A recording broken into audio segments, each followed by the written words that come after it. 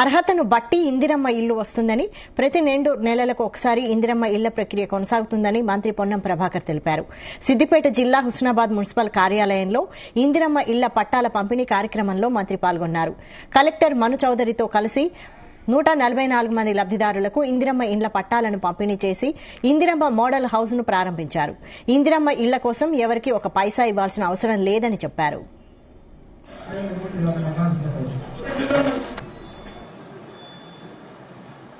అందరికీ నమస్కారం.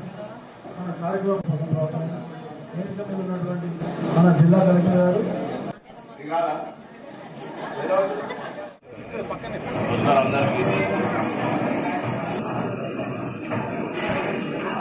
అదేవిధంగా దయచేసి చాలా కాలంగా ఎదురు చూస్తున్నటువంటి ఇందిరమ్మ ఇళ్ల ఎంపిక ప్రక్రియ పూర్తయి మీ అందరికీ ఇండ్లు కేటాయిస్తా ఉన్నాం.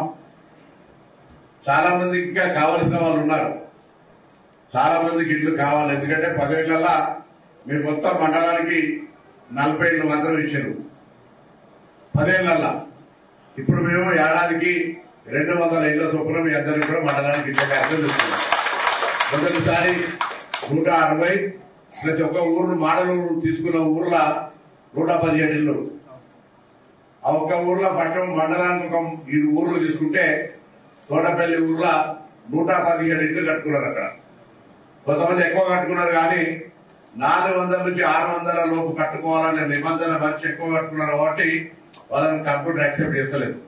మీరు కూడా 400 నుంచి 600 లోపు, ఎందుకంటే ఇంతకుముందు లింగమూర్తి గారు చెప్పినా, చంద్రు చెప్పినా చుట్టాలు వస్తారు, లేకపోతే కొత్తగా పంతులు చెప్తాడు, మలమలగంట అవుతున్న ఇల్లు పెద్ద కట్టమని పునాలు పెద్ద పెద్దగా చేపిస్తారు. దాని తర్వాత పైసలు అందరికీ చాలా ప్రాబ్లం అవుతుంది.